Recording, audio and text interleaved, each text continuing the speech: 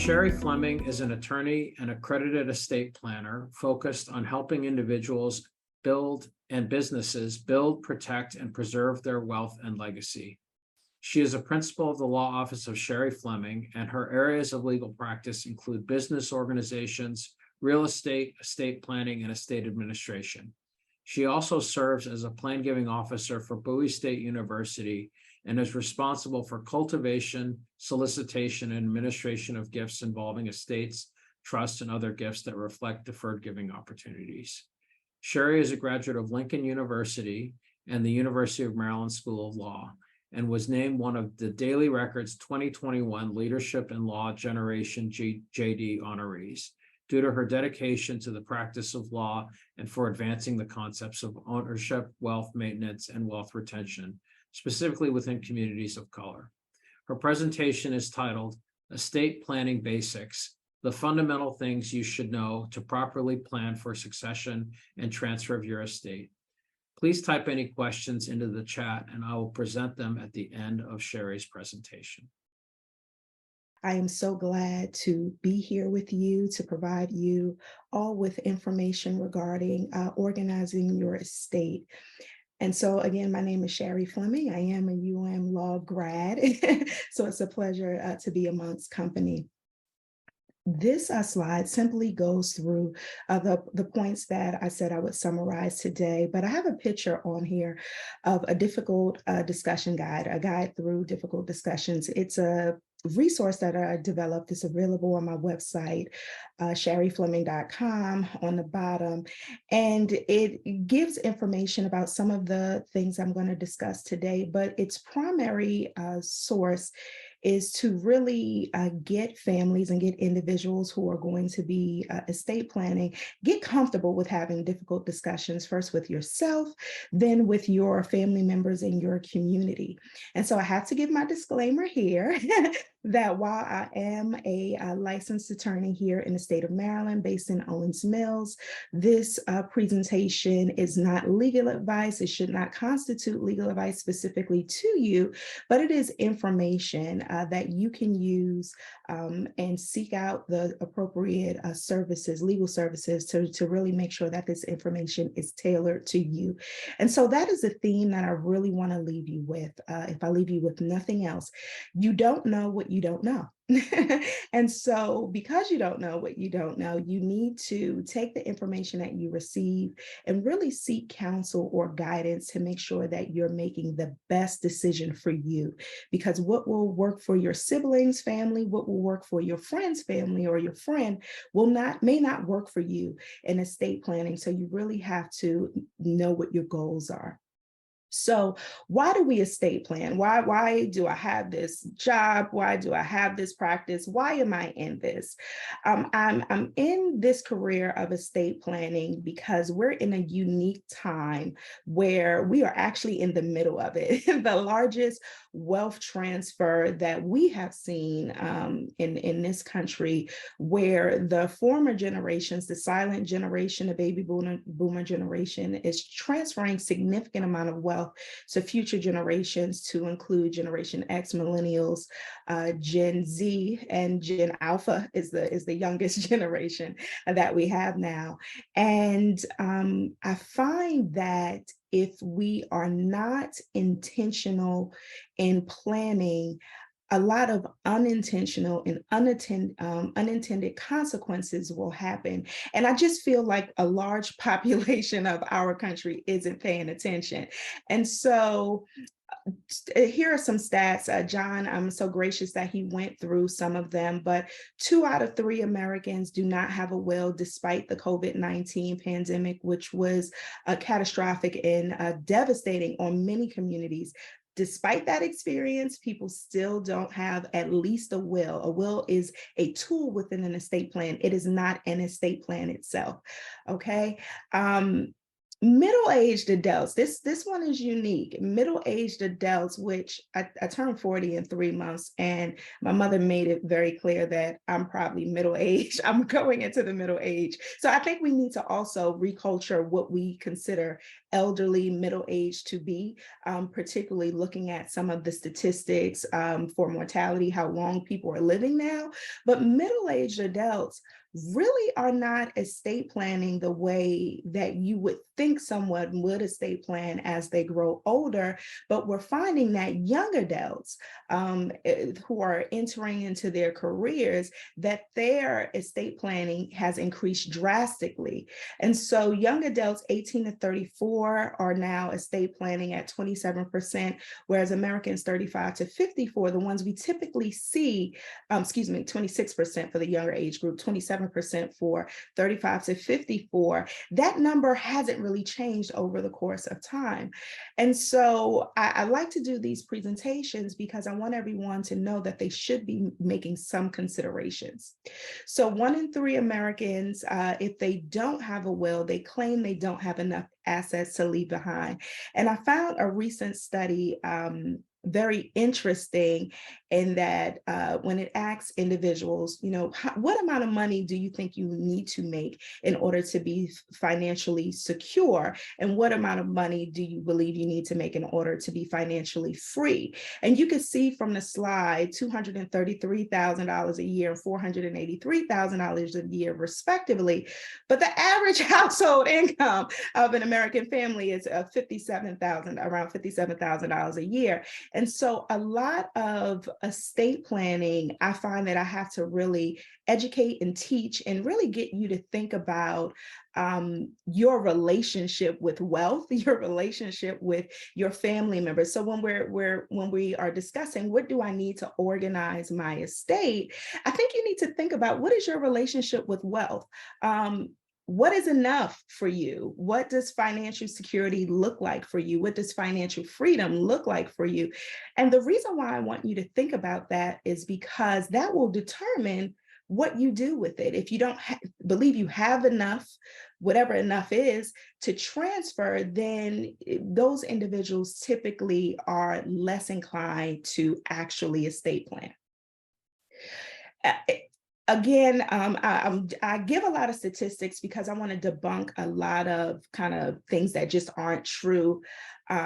And so some people think individuals who are highly educated estate plan. The data shows that individuals with postgraduate degrees actually are decreasing in the rate that they estate plan. So the issue of estate planning and the issue of individuals not planning, and we'll talk about the consequences of not planning, it really affects middle America like myself. It really, and there is no real educational difference. So it doesn't matter if you don't have a college degree, have a college degree, have postgraduate degrees, the numbers are really the same as to why the number of people who are estate planning. So another thing that I noticed is that a vast majority of individuals are not using professional advisors, regardless of income level. I'm not sure why this is occurring, but again, you don't know what you don't know. And so I hope that from this session, one takeaway when we're talking about organizing your estate plan is that you at least have one trusted advisor. The industry that advisor may be in, I don't care, it could be an industry, any industry. You could have a lawyer, you could have a financial planner, you could have a CPA, but that you have, you could have a philanthropic officer, but you have someone that you're in a relationship of trust with who is actively related or working in the industry of estate planning, so that they can highlight some red flags for you that you may not see that will cause you to plan. And again, you'll learn in a later session today the different things that the different ways your estate plan should change over time. And John mentioned this, procrastination is our individuals' view of their wealth as are two real big barriers to estate planning. And we now have some data to support that. So Estate planning isn't for the rich and the famous. Estate planning is more about protecting your assets. We'll talk about legacy. Legacy is more than just money and finance. Estate planning is a component of legacy planning. Estate planning involves your desire to be remembered even after you've lived a long and fulfilled life.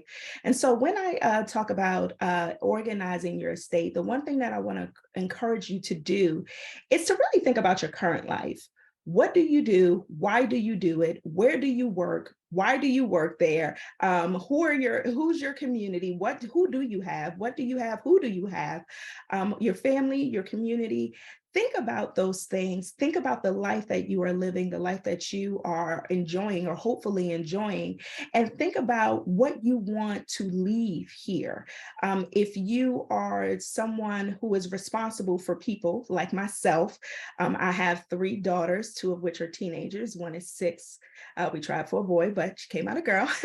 But they're not the only people I'm responsible for. I'm responsible for parents. I'm dead smack in a sandwich generation where we're caring for parents and children. And so should something happen to my husband and I today, we know that someone has to kind of take our place and being caregiver to our parents who need support and to our children who still need to matriculate through life. And so our plan, and that being our primary goal, really, our plan is centered around making sure that that happens. What is needed to replace he or I should something happen to either one or both of us? And it is one of the heaviest lifts because you find that when really thinking about situations, that financing your life and financing the support that you will provide your loved ones or even the communities that you support. I am a part of Delta Sigma Theta Sorority Incorporated, which is a national Panhellenic organization. It is a Black sorority where we are invested in scholarship and community service. And so that's a part of my legacy. There is something I'm going to leave to that organization. There is something I'm going to leave to my college, which is the first historically Black college and university. There is something that I'm going to lead to my law school, which developed the professional in me. So when I think about what I do with these institutions now, in addition to my family, I have to also think about, if I leave, what kind of void is left with those institutions? And so my estate planning encompasses all of that. Okay, so let's discuss some estate planning tools. I use the term tools intentionally. Okay, they are tools in the toolbox. Okay, we are building a house. This is the scenario I like to give my clients with estate planning. We're building a house. Okay, your estate plan is your house. These estate planning tools are just that. They're the wrench, they're the hammer, they are the screws, they are the components that you need to put your house together. And depending on the type of house that you build, and I don't want to go too deep, one of my daughters wants to be an architect, and she's very interested in building and construction. It's very fascinating. So I kind of study when she's looking at things. And so depending on the type of house you want to build, there are different materials. If you're building an eco-friendly electric house, it's very different than building a house, even geographically. Your tools will be different depending on the type of house that you want to build. And so I say that to say, you may or may not need all of these things. You may or may not. It just really depends. And I cannot harp enough on the fact that the grass is not green on the other side. You cannot look at someone else and what they're doing and compare it to you.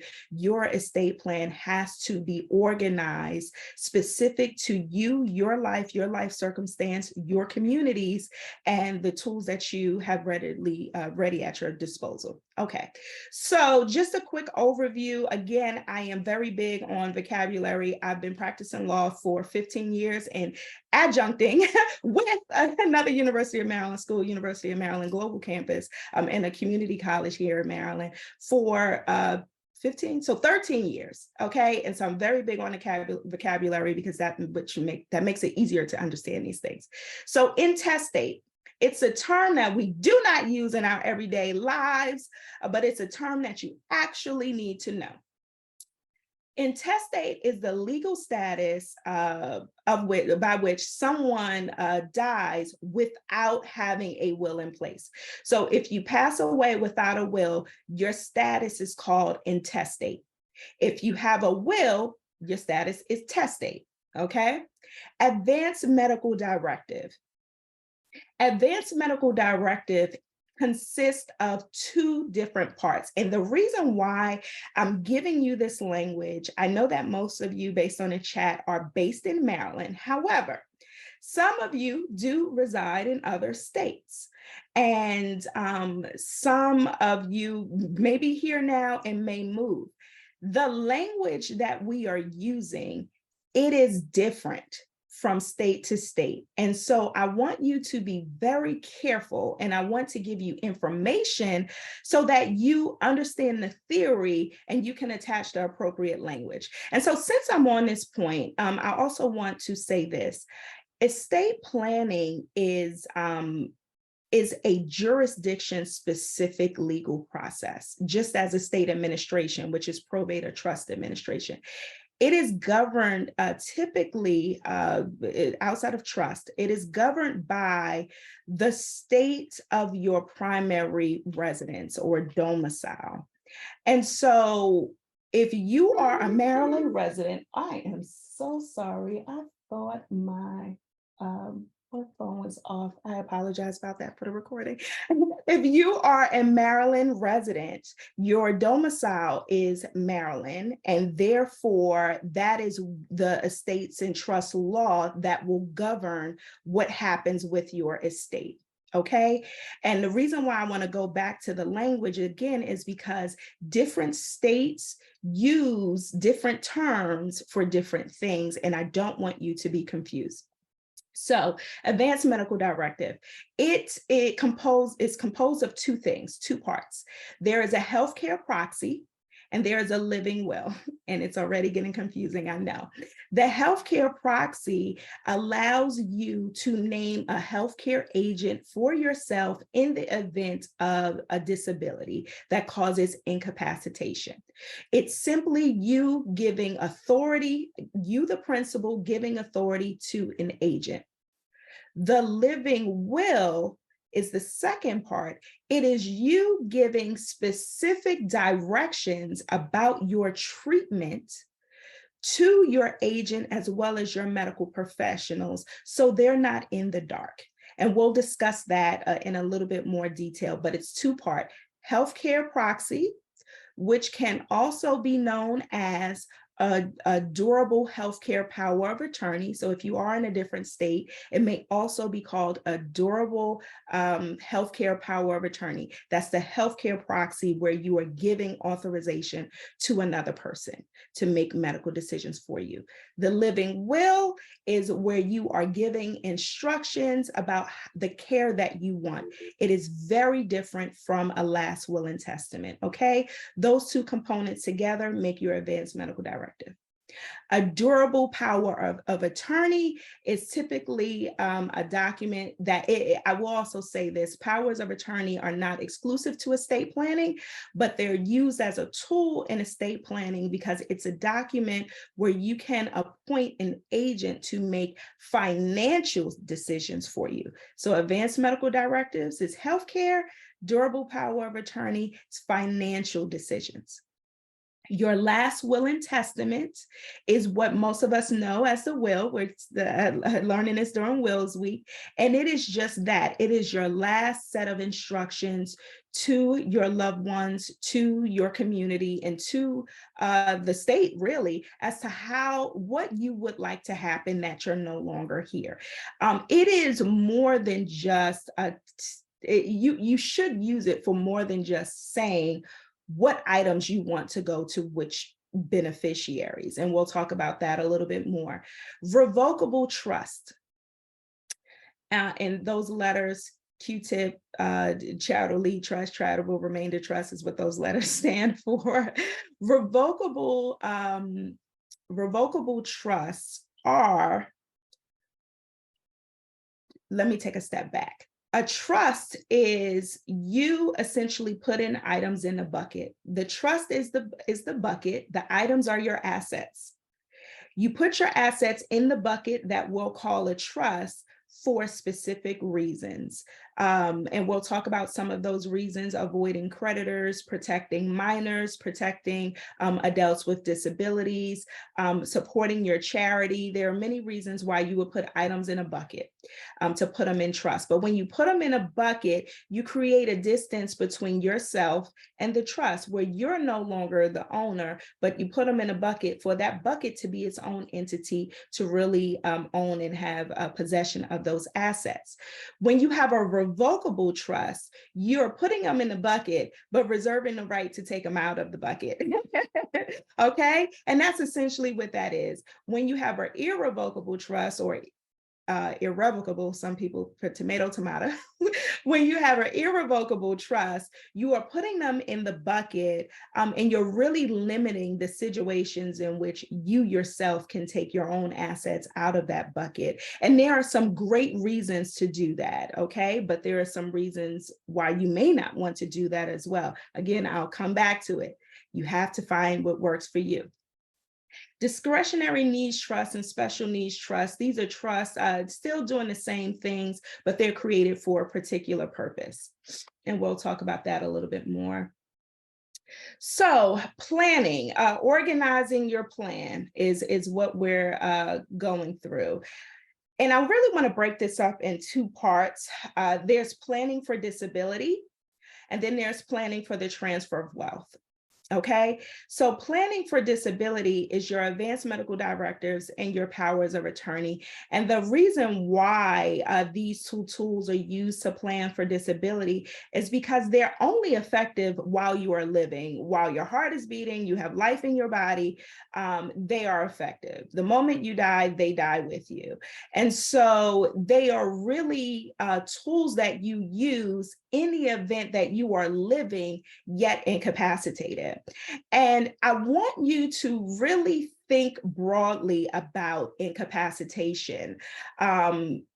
A lot of people think, old age, dementia, yes, those, and Alzheimer's, yes, those are versions of in which people can be incapacitated. However, I will challenge you to think differently, because I had to think differently. I've been in solo practice for 8 years now. My youngest daughter is 6. There was a period of incapacity that I sustained when I went through the process of childbirth. I am a business owner. I had clients. I am a member of my family. I am the one who, manages everything in a house. I make sure all of the bills get paid, all of that. My husband goes to work. We have defined roles in my house about who does what, right? And so I am typically the decision maker, not only in my home, but also in my business. The natural life process of childbirth created a period of incapacity in which I really had to plan around that. At the time, I knew I needed to plan, but I didn't really understand, because actually having my last daughter was one of the hardest post-recovery processes that I had. And while I was capacitated at that point, I needed someone else to step in. I really, really needed help. And so I want you to really think about periods of incapacitation that are not what we typically, a lot of lawyers give the Terri Schiavo example. If you remember Terri Schiavo in the early 2000s, where she was a young woman.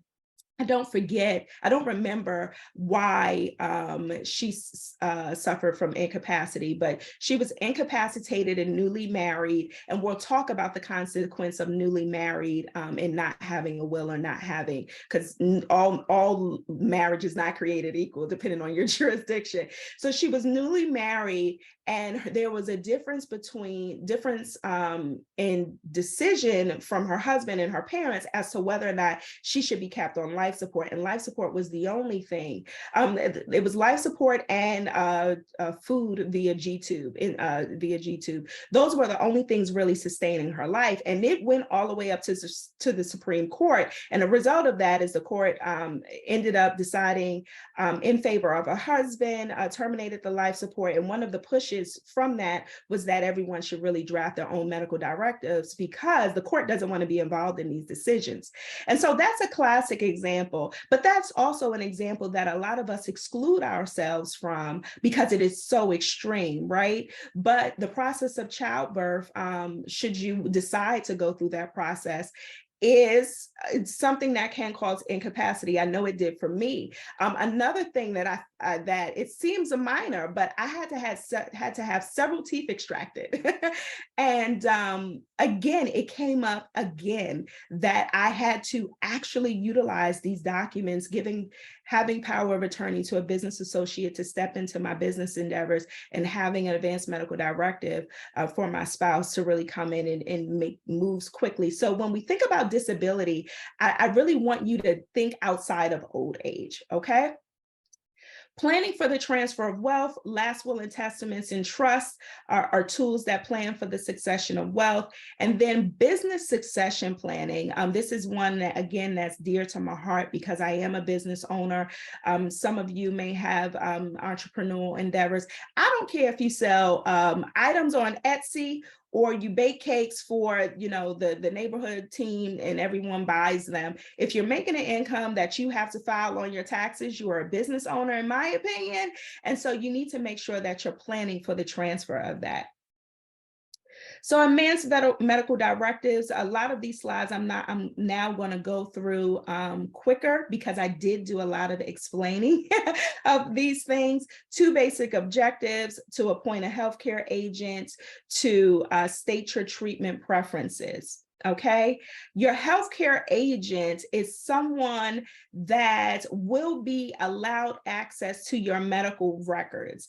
Everyone knows or should know about HIPAA, which is H stands for health, the P stands for privacy, one of the A stands for acts. I can't remember the definition, but basically it protects your privacy in healthcare. And because you have a federally protected healthcare right, your hospital is not, or your doctor is not and should not just give your medical information to anyone. So your healthcare agent is the one that you are authorizing in advance to receive your medical information. For those of you who have children who are turning 18, for some of you who may be on here that are 18, I'm not sure of the characteristics of everyone who's listening. Let me tell you this, again, from personal experience. The reason why you see younger people, at least my anecdotal thoughts about why you see younger people estate planning, is because you have younger people who have gone through more traumatic events in their development than an older group. Myself, perfect example. I'm a millennial.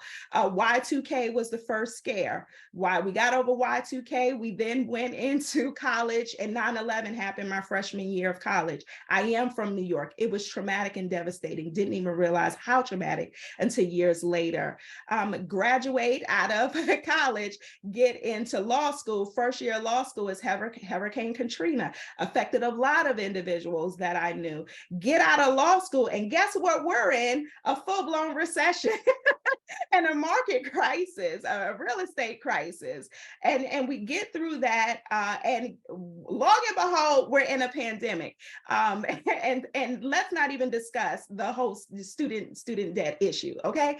So you see younger people planning, because I think there is at least when I speak again, anecdotal amongst my peers, tomorrow is not promised. And so we understand this, and 18-year-olds, particularly if you're a parent, when you send your kid off or your young adult off, they don't have a clue about just how dangerous the world can be. No one thinks anything happens to young people. However, if you send your 18-year-old off to school and there's a medical emergency, what happens?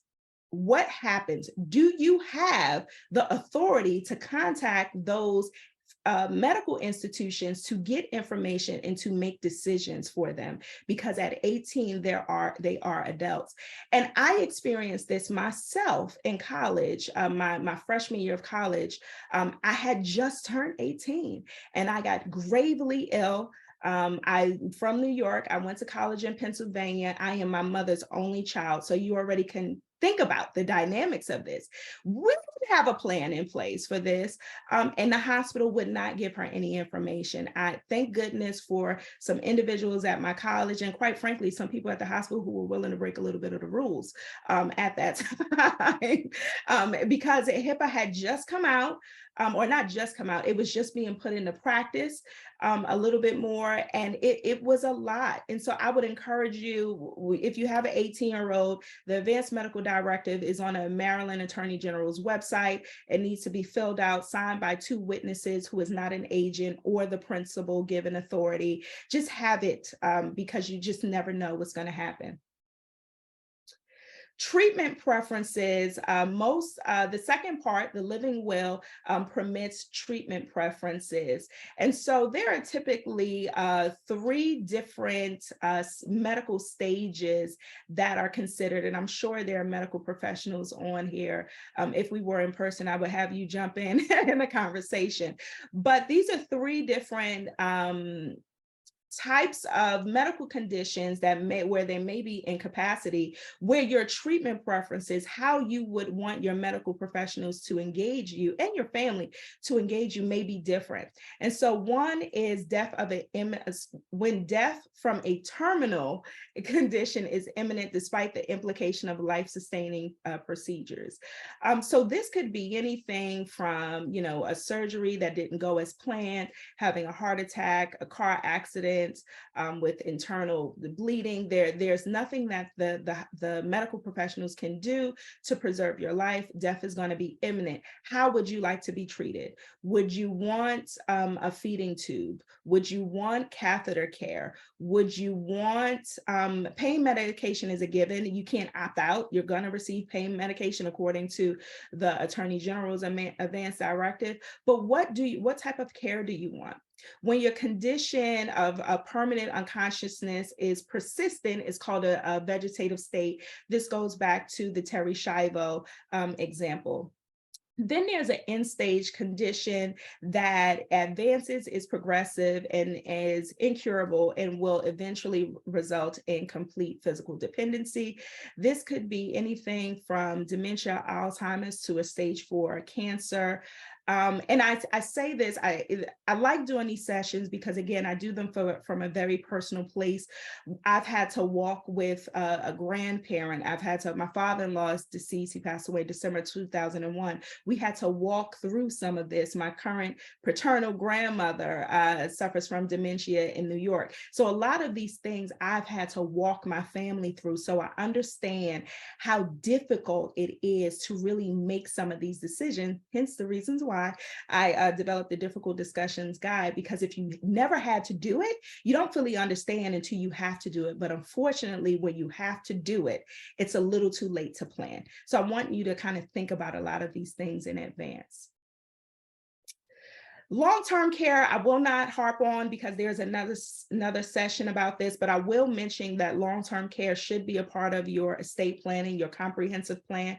What is the likelihood of you needing long-term care in the future? Is highly likely for all of us, given advances in medicine and how well we're beginning to take care of ourselves. We're in a society that is moving towards exercise and healthy living. We're living longer. So what does it look like to age and to live? What support do you have and how will you fund it? And so I just want to put a plug there and leave that for the one of the later sessions. And so we'll go into our next tool, again, a power of attorney. I know there's something going on in the chat. I think we're reserving all the questions to the end, so I'll keep going, but please make sure you put your questions in the chat so that we can come back to them. Powers of attorney, I mentioned that you are given authority to an agent. It is a financial tool. And so vocabulary, again, you are the principal, the person given authority.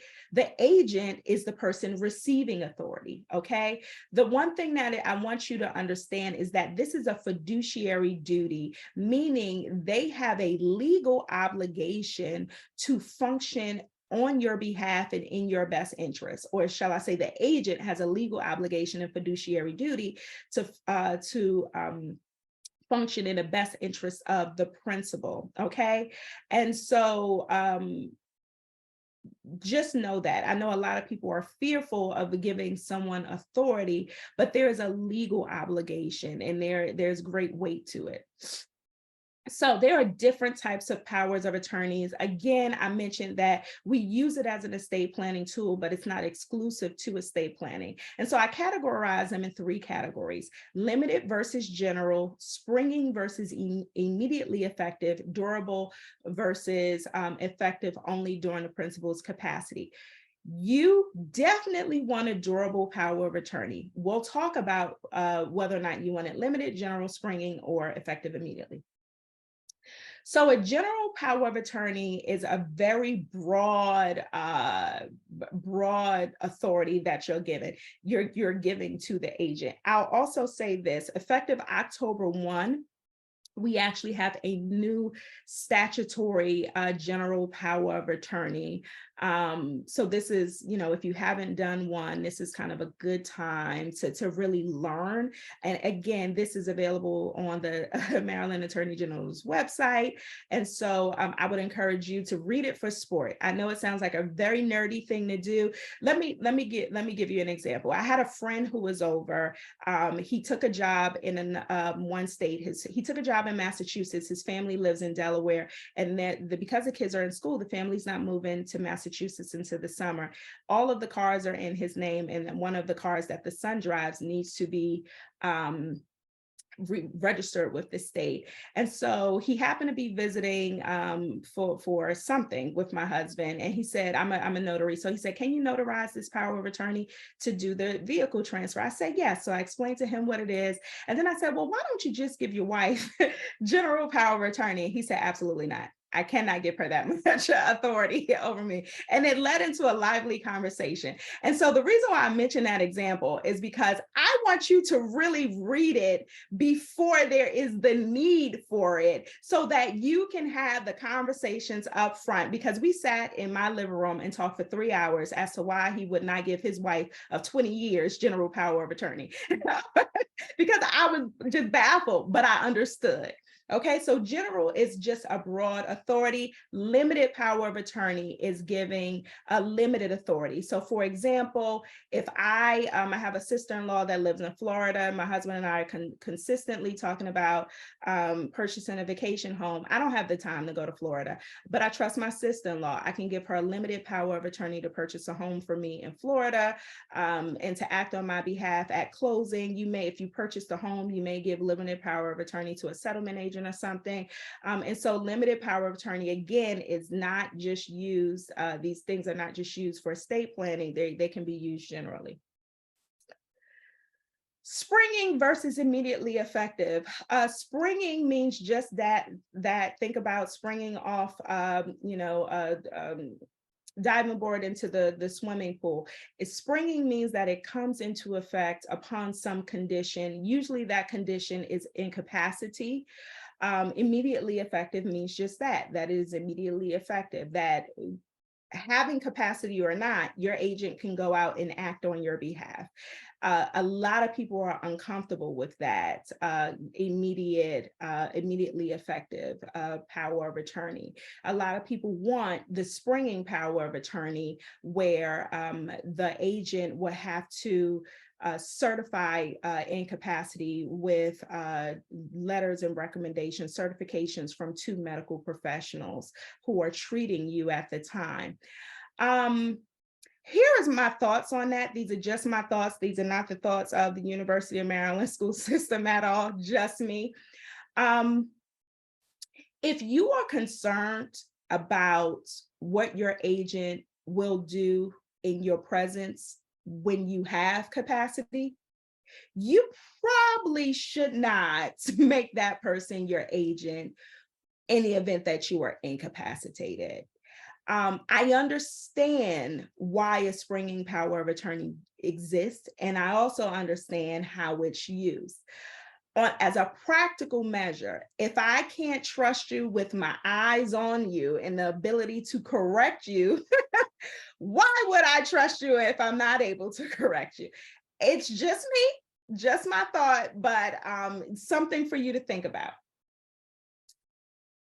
Durable versus conventional. This is a biggie, okay? This is a biggie for all of my legal Zoomers, from all of my Googlers who download documents, okay? This is a big one. Traditional or conventional powers of attorney, again, you, the principal, are given authority to an agent. And so the idea is if you don't have capacity to give authority, the agent doesn't have capacity, you can't empower an agent to be in authority. So with a conventional power of attorney, disability terminates the power of attorney, the authority of the agent. If you want your power of attorney to be an estate planning tool by which your agent can still pay your bills, access your funds, and keep the party going in the event of disability, that power of attorney has to be durable. The good part is the state of Maryland presumes that your power of attorney is durable. So if it's silent about if your power of attorney is silent about whether or not it's durable or conventional, the state of Maryland will assume that it's durable. I cannot tell you how many children of elderly parents come to my office, or siblings of elderly siblings, and it's, I don't know why this is what it is for my office, come to my office saying that they need to transfer real estate, do something with real estate. That's typically why they're coming to me, real estate or business interests. And they say, I found you, online, in a magazine, wherever. I have power of attorney over X. And I say, okay, great. Let's go through the intake process, which includes you giving me a copy of the power of attorney. I want to see a copy, but also I want to see the original because I'm a stickler for that. And they upload a copy or they provide a copy of it. And immediately I can tell that it's not a durable power of attorney, meaning it says this power of attorney is not meant to be durable. And I say to myself that had to be an accident. That had to be a lack of understanding. There's no way, or maybe the principal did, want to only give a conventional power of attorney and did not plan at all for disability. Nonetheless, I see it far too often where individuals have the wrong type of power of attorney. So I will say it again, if you're not seeking professional help, utilize the Maryland Attorney General's website to make sure that you are utilizing the proper form. And at the end of this presentation, I'll jump to it now, you also have to make sure that the document is executed to have the proper legal effect, which means that for powers of attorney specifically, because of the financial interest that's being transferred, it needs to be witnessed by two disinterested persons, and it needs to be notarized. So the notary, and there is a lot of confusion even amongst the legal community, and COVID brought out just how complex this matter was when we weren't able to all be in the same office. What happens when you have to have the principal sign in the presence of two witnesses and a notary, but all of these people can't physically be together? This was a really big issue during COVID. And nonetheless, I want you to understand that it's not just about pulling these documents off the website, but making sure that you execute them in a manner in which they're going to be legally sufficient and effective.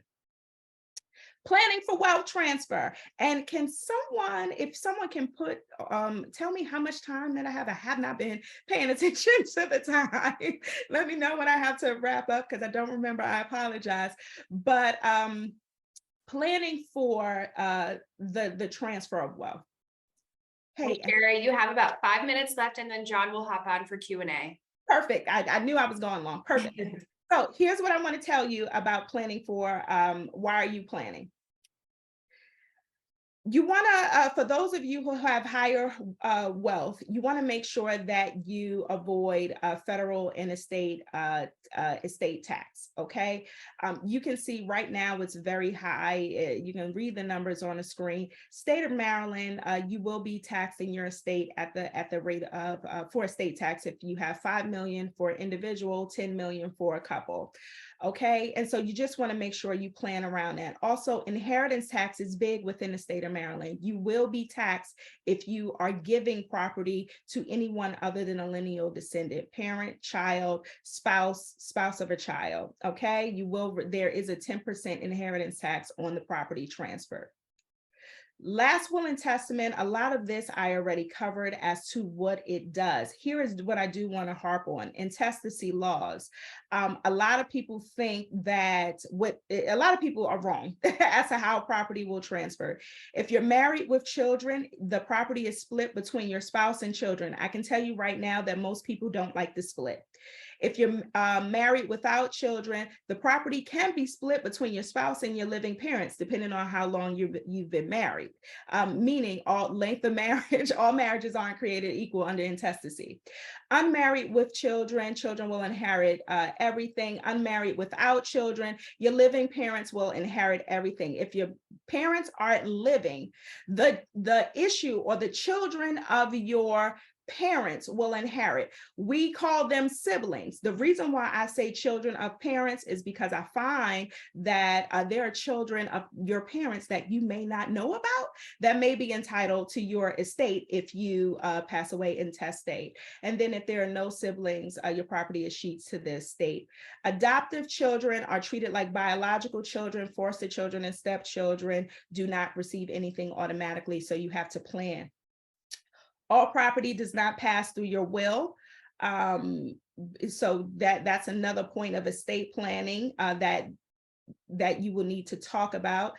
Here are some provisions that are necessary to put in your will. The one I want to cover the most when we're talking about organizing your plan: who will be the guardian for your minor children if you have children?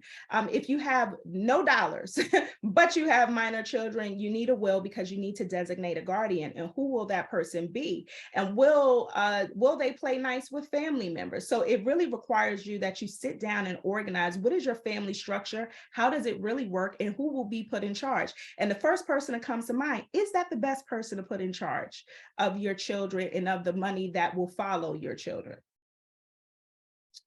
I already talked about legal effect of your will, and make sure we are executing not only your will, not only your power of attorney, but executing your will in the proper form.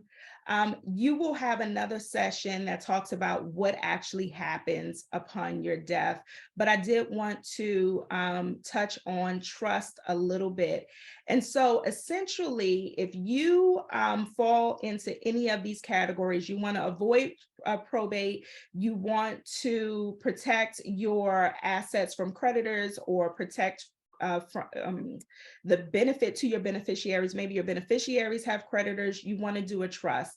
If you have a child with special needs that may be an adult with long-term care needs, you want to make sure you plan for that, because there is some governmental entitlements that they may be entitled to that they would be able to receive if they don't have ownership of that property directly. And also, for those of you who are into tax planning, there is some great reasons to have a trust for tax planning. And so again, this is just the very basic of some of the things that I wanted to show you, but I'll go down to this covers business succession. I want to go down to your checklist. What do you need to begin estate planning? Take inventory. Who do you have? Who's a part of your community? Who helps you day to day? If you get the flu, who's bringing you soup? If you have to go to the hospital, who's coming to visit you? Who do you take care of? Who takes care of you? What community groups are you a part of? Write them down on a piece of paper. A lot of us assume a lot of things. Put it on a piece of paper, just a plain sheet of paper. What do you have? Your financial advisor may be able to help with this if you have one. If you don't have a financial advisor, you probably need to get one. But what do you have? What do you plan to transfer? This is wealth, but this is also sentimental things. This morning I thought about my broom. I jumped the broom when I was married. It is a tradition in typically in African American culture, because there was a time where we were not able to legally marry, and so to validate or cement our marriage, we would jump the broom. And so it's something that happens in my family. It's a part of my culture, and so I have a broom. It's very important to me. I have 3 daughters. You see where I'm going here. That is something that I would include in the what do I have. It's a sentimental artifact for my family that everyone who has gotten married has jumped. Has no real value financially, but it's significant nonetheless. And so I need to make sure I plan for the transfer of it so my daughters don't fight. Okay. Assess your inventory. Why do you have them? This really goes to those who are philanthropically inclined, because if you do want to be a charitable, you want to make sure that you have the most impact. So understand why you have them. This requires a lot of self-reflection, a lot of just talk and thought, and being clear on the legacy that you want to leave. What impact do you intend to have on your family, the community, and the world? I can tell you right now, I don't want my name on a building, but my grandfather's name will be. That is the impact that I want to have. My grandfather was a sharecropper who managed to jump a million hurdles so that his legacy would be cemented within me. And so that is something that's a part of my legacy that I want to do. I want to build in with his name on it. And so my kids need to know that. And so then you want to incorporate the proper estate planning tools to meet the goals that you want to reach. Thank you all for having me. I'll shoot to John for questions now. First question is, what happens if you live in Maryland and establish a will and trust, and after a few years you move to another state? Does one need to redo their whole estate, will, trust, etc.? So a couple of things. So short answer is no. Your will should be effective in another jurisdiction so long as it was executed in a way that is accepted by that jurisdiction. So, for example, you may have the state of Delaware, this is who only requires one witness and a notary. There is a legal question as to whether or not Maryland will accept that will, because Maryland for a long time has required 2 witnesses and a notary. So we would have to look at when that will was executed, what was the law in Maryland at that time to make that determination. So it does get a little complicated in that. So that's the answer for the will, but generally, yes, another state should accept it.